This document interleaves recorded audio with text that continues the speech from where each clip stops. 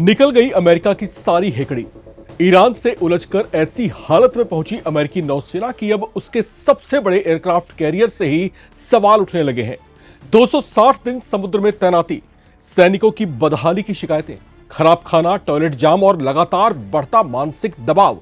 तो क्या ईरान ने अमेरिका की सबसे बड़ी सैन्य ताकत को ही थका दिया है?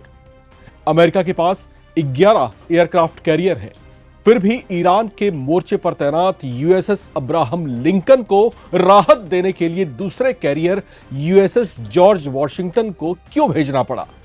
क्या एक साथ ईरान और चीन के मोर्चे संभालना अब अमेरिका के लिए भारी पड़ रहा है? और क्या ट्रंप की अमेरिका की ताकत वाली पूरी रणनीति पर ईरान ने बड़ा सवाल खड़ा कर दिया है? नवभारत टाइम्स पर राम की रिपोर्ट में आपको बताएंगे ईरान से उलझकर अमेरिकी एयरक्राफ्ट कैरियर पर तैनात सैनिकों की क्या हालत हो गई है। 260 दिन की लगातार तैनाती ने अमेरिकी नौसेना पर कितना दबाव बढ़ा दिया है। 11 एयरक्राफ्ट कैरियर होने के बावजूद अमेरिका को एक कैरियर की जगह दूसरा उतारना पड़ा।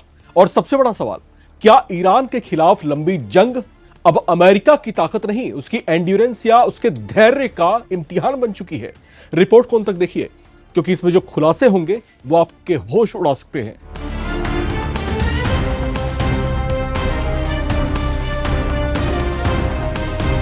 अमेरिका के पास 11 एयरक्राफ्ट कैरियर हैं, दुनिया की सबसे ताकतवर नौसेना होने का दावा है। लेकिन ईरान से टकराने के बाद अब उसी अमेरिकी नौसेना की ऐसी तस्वीर सामने आ रही है जिसने वॉशिंगटन की चिंता बढ़ा दी है। यूएसएस अब्राहम लिंकन अमेरिकी नौसेना का विशाल परमाणु एयरक्राफ्ट कैरियर करीब 260 दिन से समुद्र में, और अब इस लंबे डिप्लॉयमेंट के बाद जहाज के अंदर की शिकायतें सामने आ रही हैं। खराब खाने से लेकर जाम टॉयलेट, गर्म पानी और क्रू की थकान तक। लेकिन ठहरिए, असली खबर टॉयलेट या खाने की नहीं है। असली सवाल यह है कि आखिर अमेरिका को अपने सबसे बड़े बैटलशिप को इतने लंबे समय तक समुद्र में क्यों रखना पड़ा? और उससे भी बड़ा सवाल, क्या ईरान ने अमेरिका को ऐसी लड़ाई में उलझा दिया है जिसमें अमेरिकी हथियारों से ज्यादा अब उसकी एंड्योरेंस से उसके धैर्य की परीक्षा हो रही है? पहले यूएसएस अब्राहम लिंकन को समझिए। यह कोई सामान्य युद्धपोत नहीं है, इसके साथ पूरा कैरियर स्ट्राइक ग्रुप काम करता है। Fighter jets, deployers, support ships और हजारों अमेरिकी नाविक, यानी एक कैरियर को वॉर जोन में बनाए रखना अपने आप में ही एक विशाल सैन्य ऑपरेशन है। और अब आंकड़ा देखिए, इस लंबे डिप्लॉयमेंट के दौरान करीब 10,000 सोर्टीज, मतलब विमान लगातार उड़ते रहे, मिशन लगातार चलते रहे और जहाज लगातार ऑपरेशनल प्रेशर में रहा। यानी सवाल यह नहीं है कि अमेरिकी नेवी लड़ सकती है कि नहीं, सवाल यह है कि वो कितनी देर तक इसी रफ्तार से लगातार लड़ सकती है। अब आते हैं उस वीडियो पर जिसने इस कहानी को अमेरिका में चर्चा का विषय बना दिया है। वायरल वीडियोस में जहाज के टॉयलेट की खराब हालत दिखाई गई है। दूसरी तरफ खाने और जहाज की बुनियादी सुविधाओं को लेकर शिकायतें सामने आई हैं। लंबे डिप्लॉयमेंट और मेंटल हेल्थ को लेकर भी चिंता जताई गई है। लेकिन यहां एक जरूरी सावधानी, इन वायरल दावों की हर बात स्वतंत्र रूप से सत्यापित अभी फिलहाल जो है नहीं है और हो भी नहीं सकती। अमेरिकी नौसेना क्या खुद ऐसा करेगी? शायद नहीं करेगी। दावों का खंडन भी नहीं हुआ, तो यहां पर सवाल अपनी जगह पर खड़े हैं। फिर भी सवाल बचता है, अगर सब कुछ सामान्य है तो महीनों की लगातार तैनाती के बाद क्रू वेलफेयर का मुद्दा इतना बड़ा क्यों बन रहा है? और अब कहानी में आता है वो मोड़ जो अमेरिका की असली परेशानी दिखाता है। यूएसएस अब्राहम लिंकन को अब लंबे डिप्लॉयमेंट के बाद राहत दी जा रही है और उसकी जगह कौन आ रहा है? यूएसएस जॉर्ज वॉशिंगटन, यानी अमेरिका को मिडिल ईस्ट में अपनी कैरियर प्रेजेंस बनाए रखने के लिए दूसरे स्ट्रेटेजिक थिएटर से जो है कैरियर खींचना पड़ रहा है। और यही इस पूरी कहानी का सबसे बड़ा सवाल है। यह दूसरा कैरियर कहां से आया? पैसिफिक से। अब जरा नक्शा दिमाग में रखिए, एक तरफ ईरान, दूसरी तरफ पैसिफिक में चीन और बीच में अमेरिका की नेवी। मिडिल ईस्ट में ईरान के खिलाफ कैरियर चाहिए, लेकिन पैसिफिक में चीन को रोकने के लिए भी जो है कैरियर की आवश्यकता है। तो अमेरिका आखिर कितने मोर्चों पर एक साथ जो है लड़ सकता है या उसको संभाल सकता है? यही वो सवाल है जो यूएसएस जॉर्ज वॉशिंगटन की मूवमेंट के साथ और बड़ा हो गया है, क्योंकि अगर मिडिल ईस्ट में अमेरिकी नेवल ताकत बढ़ती है तो पैसिफिक में अमेरिकी प्रेजेंस का संतुलन बनाए रखना बेहद मुश्किल हो सकता है। अब वापस आते हैं अमेरिका के उस दावे पर। 11 एयरक्राफ्ट कैरियर्स, भारत के पास 2, चीन के पास 3 और अमेरिका के पास 11। सुनने में लगता है कि अमेरिका के पास इतनी ताकत है कि वो हर जगह एक साथ पहुंच सकता है, लेकिन सैन्य ताकत का गणित इतना आसान नहीं होता। 11 कैरियर का मतलब 11 कैरियर हर समय युद्ध के लिए तैयार नहीं होते। कुछ मेंटेनेंस में होते हैं, कुछ ट्रेनिंग में होते हैं, कुछ डिप्लॉयमेंट पर होते हैं और कुछ जो है क्रू रोटेशन की उसमें जो है जरूरत होती है। इसलिए असली सवाल जो है अब संख्या का नहीं, अवेलेबिलिटी का है। और यही ईरान ने अमेरिका की परीक्षा शुरू कर दी है।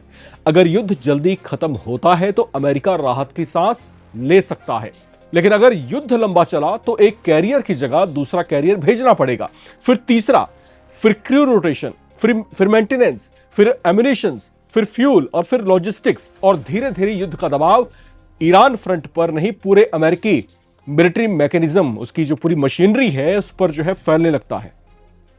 अब बात करते हैं डोनाल्ड ट्रंप की। डोनाल्ड ट्रंप लगातार अमेरिका की मिलिट्री स्ट्रेंथ को अपनी ताकत के रूप में पेश करते रहे हैं, लेकिन ईरान के साथ लंबी लड़ाई ने एक अनकंफर्टेबल सवाल खड़ा कर दिया है उनके लिए। क्या अमेरिका के पास इतनी ताकत है कि वो ईरान को दबाते हुए चीन पर भी अपनी पकड़ को बनाए रख सके? क्योंकि ईरान फ्रंट पर जितना ज्यादा नेवल पावर जाएगा, पैसिफिक में उतनी ही स्ट्रेटेजिक कैलकुलेशन बदलती जाएगी। और अगर चीन ने इस दौरान अमेरिका की किसी कमजोरी को भांप लिया तो वॉशिंगटन के लिए परेशानी और भी ज्यादा बढ़ सकती है।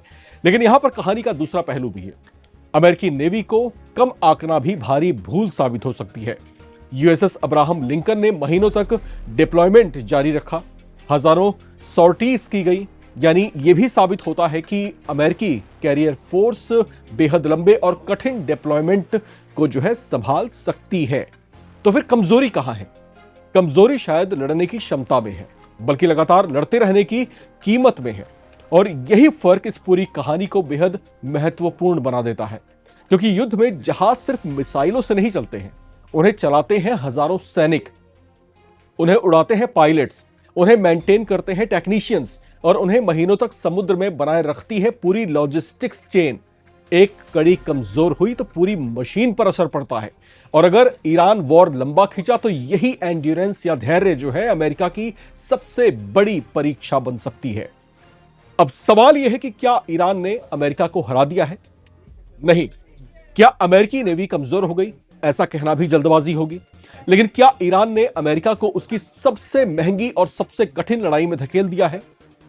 इस सवाल को नजरअंदाज नहीं किया जा सकता, क्योंकि अब अमेरिका को सिर्फ तेहरान पर नजर नहीं रखनी है, उसे बीजिंग पर भी नजर रखनी है।